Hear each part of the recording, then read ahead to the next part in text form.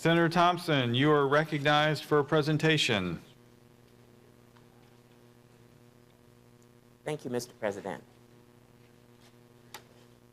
Good morning. My name is Harriette Vida Sims Moore.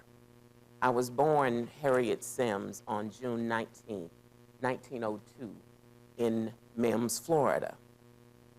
I learned to work as a very young girl and grew up watching my parents work. And so I knew I wanted to do something important. My birthday is important, June 19th, because it's the day the last enslaved people in America learned that they were free.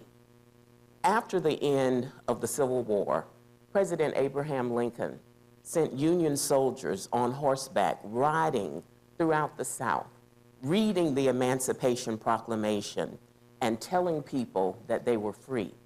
The troops came to Tallahassee, Florida on May 20th, 1865, and then they rode on, taking the news of freedom to other people.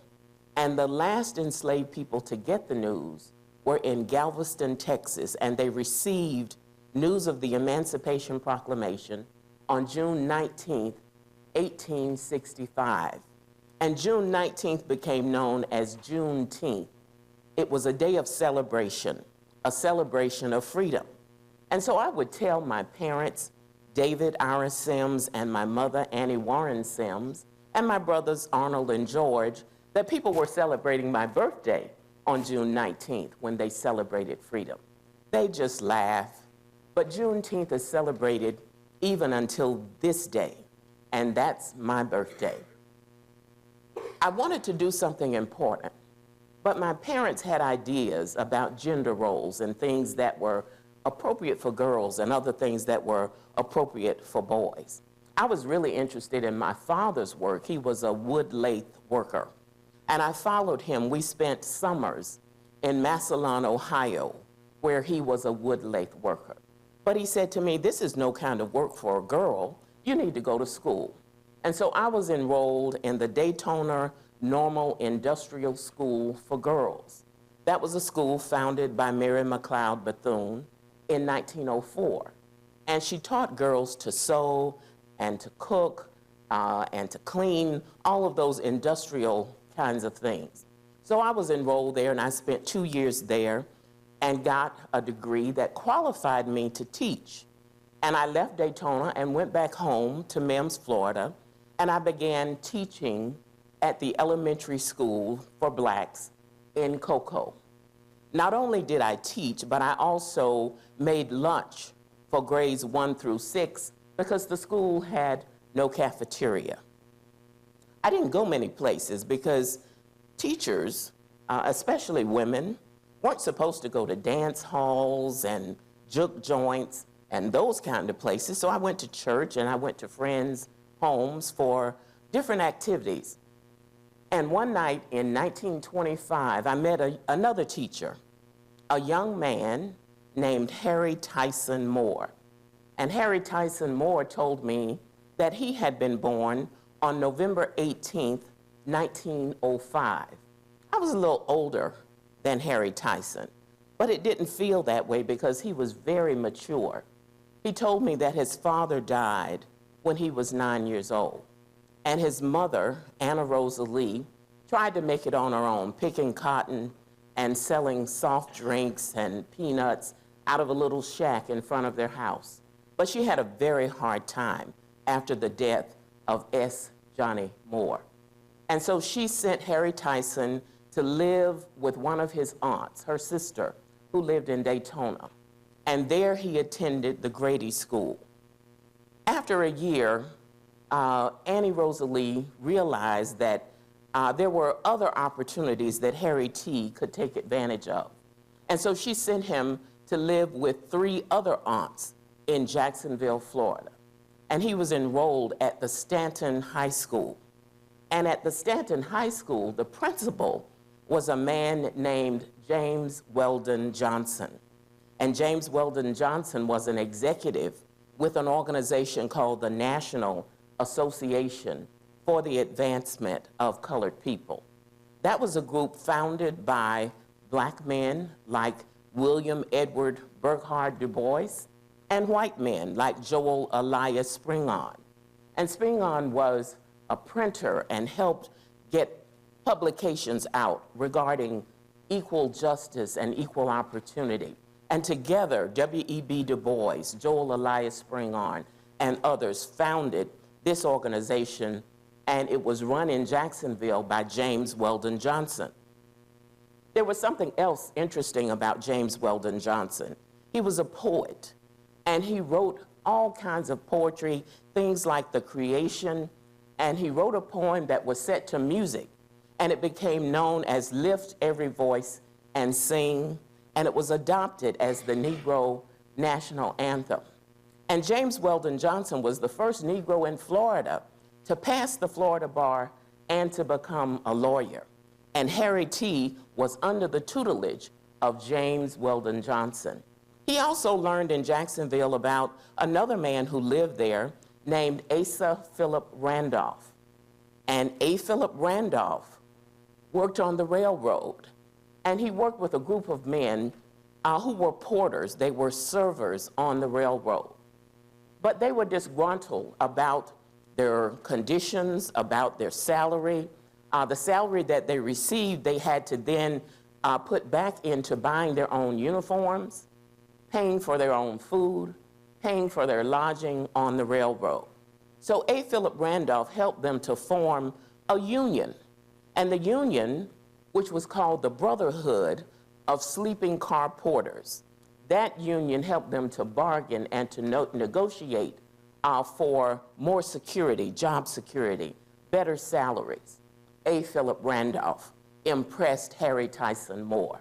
And then there was a poet living in Jacksonville named Paul Laurence Dunbar. And he wrote poems like We Wear the Mask. And all of these people influenced this young Harry Tyson Moore. Harry Tyson was in the home of his three aunts who were childless, and they embraced him as the son they never had. One aunt, Jessie, was a nurse. Another aunt, Adriana, was a junior high school principal. And then his other aunt, Macy, received a PhD in geography, and she taught at Tennessee A&I University. And these intelligent, learned women would sit around the dinner table at night with Harry Tyson and talk about philosophy and history and government and current events and religion, all kinds of things. And Harry Tyson was soaking it all in. After 3 years in Jacksonville, he graduated from Stanton and went back home. He was born in Houston, Florida, a little farming town right outside of Live Oak. And so he went back home to be with Anna Rosalie. But he wanted higher education. So he enrolled at Florida Memorial College. Florida Memorial College was supported by the Florida State Baptist Convention. They helped to pay the tuition and to keep the school going. And that was necessary because 38 of the 67 counties in Florida provided no education at all for Negroes. So the church stepped in to fill the void. And Harry Tyson Moore completed 2 years at Florida Memorial. Then he moved to Cocoa. That's where I met him. And when I met him, we were at my friend's house, and he was playing cards. He was very studious, very quiet, but he said two things that he loved. He loved baseball, and he loved bid whist. And the night that I met him, he was playing bid whist, and he was winning every hand. He would tell his opponents, "It's Sookie time, and I'm going to take you to Boston." And Harry Tyson was winning every hand. It was fun to be with Harry T. I talked with him about all kinds of things, and he had ideas about the advancement of the Negro people and things that he was going to do. Well, this was 1925, and I was teaching, and Harry T. was teaching, and within a year of meeting each other, we married. We did not cohabitate. We were married, legal and proper. No cohabitation in Florida. And so Harry T. and I started a family. We got married on December 25th, 1926. It was Christmas Day, a celebration of our marriage and of the birth of our Messiah. Christmas Day, 1926, is when we got married. 2 years after we got married, our first child was born. Her name was Anna Rosa Lee. We named her for Harriette's mother. She had the biggest round face, chubby cheeks, and we called her Peaches. Everybody called her Peaches. And then 2 years after Peaches, our second daughter, Juanita Evangeline Moore, was born in 1930. So we had a good family. We were teaching, and Harriette's idea was to retire from teaching one day and to live off of a citrus grove. He had planted orange trees and grapefruit trees, and he said the soil in Brevard County was just perfect for citrus. So we were going to teach and retire and live off of the orange grove. And then Harriette began to think about our daughters and the future that they were going to have if he didn't do something to advance the race. And so in 1934, Harriette started the Brevard County branch of the NAACP. And one of the things that he wanted to address was lynching, because per capita, at that time, Florida had the highest number of lynchings in the country, and Harriette wanted to address that. He was also concerned about access to the voting booth. And at that time, primaries, when most people in Florida were Democrats, primaries were restricted to males, only males, and white males. And Harriette wanted to address that. He was also concerned about police brutality. And Harriette began to write letters. And he wrote letters to the national headquarters of the NAACP. His letters landed on the desk of a young attorney who had successfully challenged the University of Maryland to force them to admit the first Negro to their College of Law.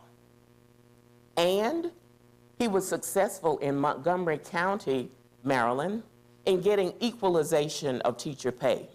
My new husband was a wonderful teacher. His talents were recognized, and he was promoted to principal of the Titusville Colored School. And as principal, he supervised 6 teachers. And he knew that he and I, teachers, and the teachers he supervised made half the salaries of the white teachers in Brevard County. So Harriette started fighting for equalization of teacher pay. And he wrote this young attorney who was successful in equalizing teacher pay in Montgomery County, Maryland, and who was successful in opening the polls for primary elections. That attorney had become known as Mr. Civil Rights, but his name was Thurgood Marshall. And working with Thurgood Marshall, Harriette began to challenge all of these things. He began to speak out against the injustices because he wanted our daughters to have a better future. And Harriette and I talked about the fact that there were only 9 branches of the NAACP in all of Florida. And so together, we started working to form more branches. Our girls grew up riding in the back of our car, going to churches, listening to preachers, going to fish fries and baseball games, and anywhere people were gathered, we were there and we organized branches. And we always asked for money for the NAACP. And Harry sent the money to the national headquarters to finance the legal battles that were coming to challenge desegregation. And in 1937, we had a victory in Brevard County when Negroes were able to vote in the Democratic primaries. Now, the NAACP was strictly nonpartisan. They could not endorse candidates, so Harriette and I formed the Progressive Voters League, and we registered over 116,000 Negroes in the state of Florida. And the Progressive Voters League would interview candidates and ask them what was their position regarding segregation, what was their position about closed primaries, what was their position about education, and then we would endorse people. We would send the members out going door to door. We would talk to preachers, And we got some people elected. We also got some people unelected. One was running for county commission in Brevard County. His name was Fortenberry. And we got Fortenberry unelected. Rosalie came to me, Harry's mother, and she said, Harriette, Harry is getting to be quite an activist. He's so outspoken, and he's challenging the status quo, and I'm concerned about his safety. Can you talk to him and ask him not to be so vocal about the things that he's focused on? And I said, Miss Anna Rosalie, Harry T. has to be who Harry T. is destined to be, and I'm going to be with Harry T. So we had the Progressive Voters League, and in 1941, we organized the Florida Conference of NAACP branches, and we took the 9 branches up to 75, and we were challenging all of the things that we were concerned about.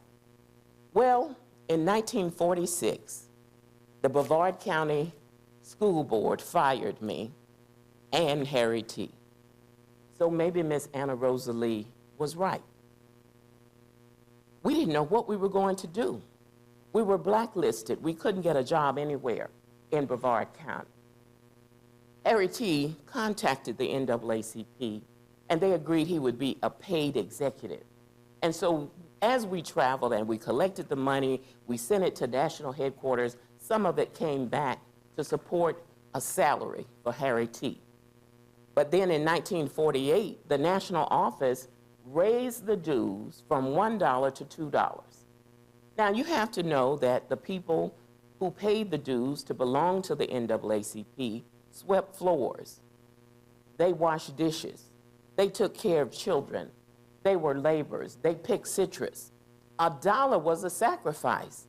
$2 was insurmountable. And so we went from 10,000 members to 3,000 members in the state of Florida. And the national office called Harry T. and said, your membership is down. And so we're going to have to rethink this paid position that you have.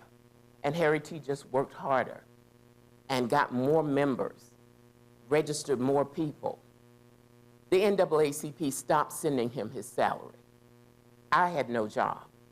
And so I started going other places outside of Brevard County looking for a job, and I was offered a teaching job at Lake Park, and I took it. And we came home to our house in Mims, which was on an acre of land next to my parents' house. We lived with my parents before we earned enough money to build our own house. But we came home on weekends, and we came home for holidays. I was working in Lake Park. Harry T. was working. The NAACP hadn't paid him for 6 months. And then in 1949, Harry T. learned about 4 young men in Groveland, Florida, who were accused of rape. There were eyewitnesses who said that 2 of the men were in Eatonville at a nightclub when the rape allegedly occurred. One man, when he was questioned, he ran, and he got 200 miles away to Marion County. But the sheriff of Lake County, Willis McCall, and a posse followed him and shot him to death. The 3 other men were all convicted. 2 of them, Walter Irwin and Sammy Shepard, got the death penalty. The other one, Sammy Greenlee, was 16 years old, so he was given life. Now, Thurgood Marshall came down to defend the Groveland boys and appealed to the U.S. Supreme Court. And they found that the trial had been rushed. They had not been given time to find eyewitnesses who could substantiate their alibi. And so they ordered a new trial. Well, the sheriff of Lake County went to Rayford to drive Sammy Shepard and Walter Irwin back for the new trial. And along the way, he stopped, they got out, and he shot Walter Irwin and Sammy Shepard. Sammy Shepard died. Walter Irwin lay very still on the ground, motionless, and he pretended to be dead. Well, when the news media and emergency health organizations came, somebody noticed that Walter Irwin was breathing. And they said, he's not dead. And he woke up in the hospital, and he told them that the sheriff, on the way back for the new trial, told them to get out of the car, and he just started shooting. Well, the sheriff had said that he shot them because even though they were handcuffed and shackled, they had tried to attack him, and he had to shoot them. Two different stories. And Thurgood Marshall said, we may not be able to get you acquitted, but in Florida during this day and time, to get life sentences will be a victory. And that's what he was able to do. In the meantime, Harry T. wrote the governor of Florida, Fuller Warren, and he said, Governor Fuller Warren, you should remove Willis McCall from office. And then he started a petition to impeach Willis McCall. And he was doing all of this, writing the NAACP.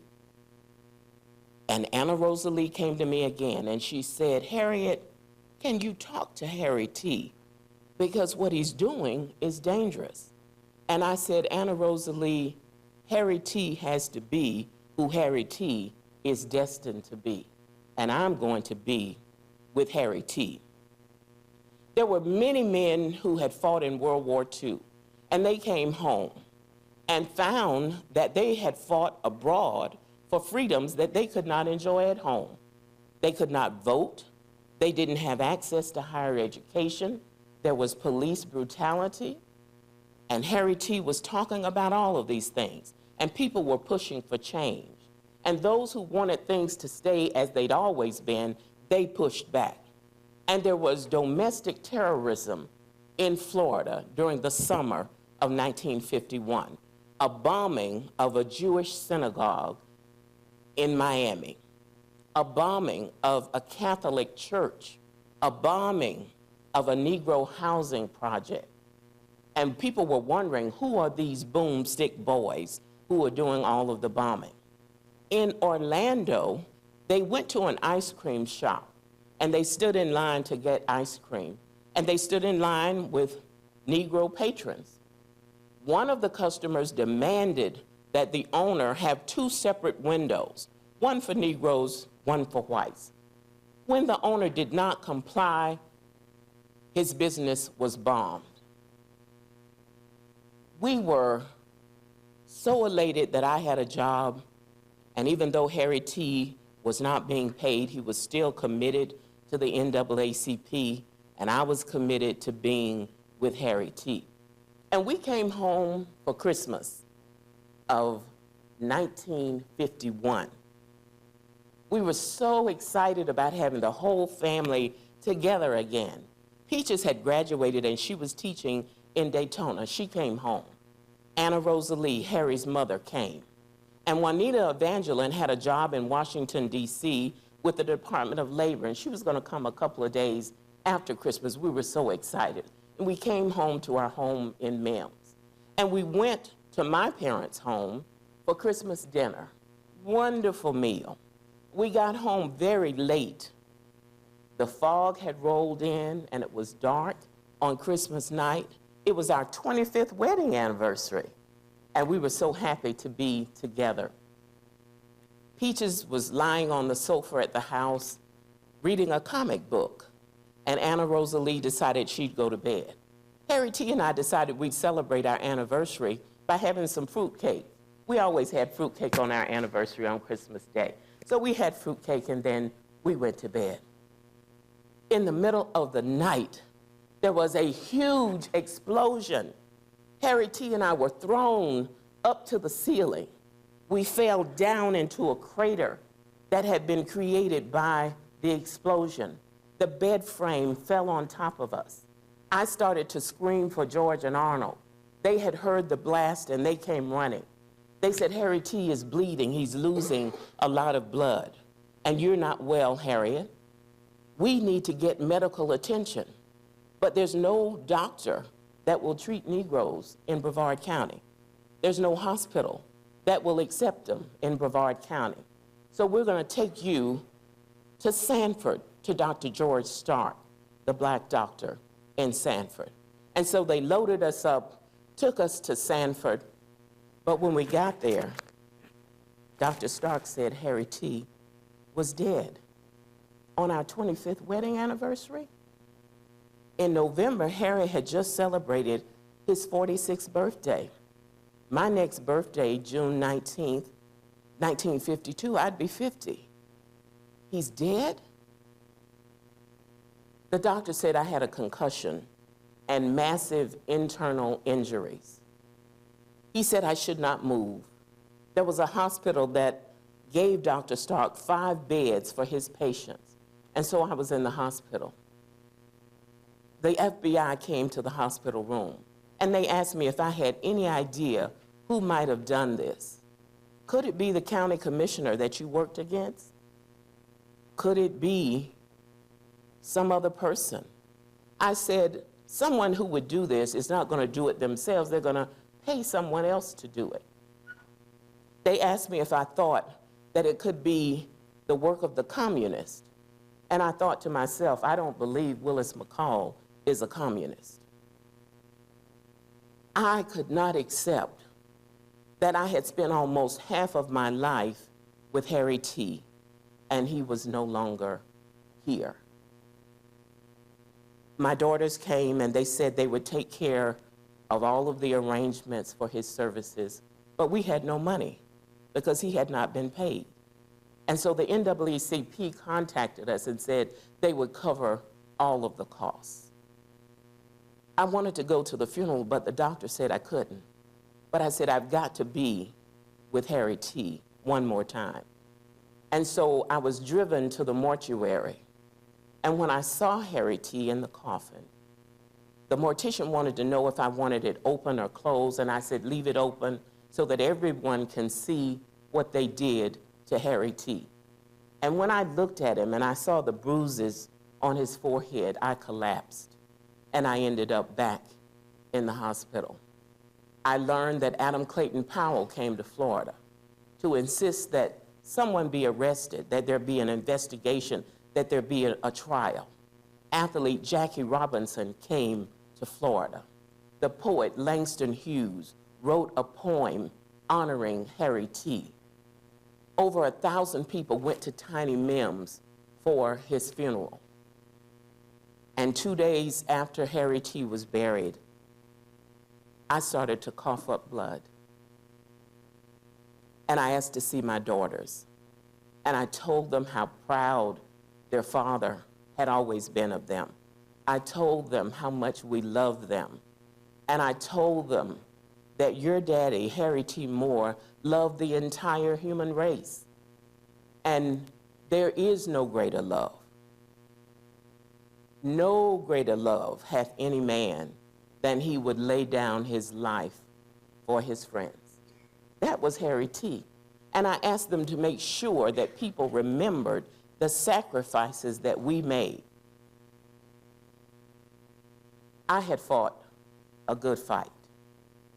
And I told my girls they were educated and well-equipped to go on and do something in their lives.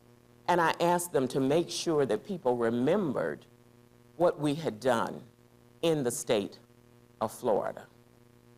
I had fought the good fight. We fought for pay equity. We fought for social justice. We fought for access to health care. We fought for higher education. And so we had fought the good fight. We had kept the faith. And I had finished my course. And I closed my eyes to hasten the day when I would once again be with Harry T. Thank you.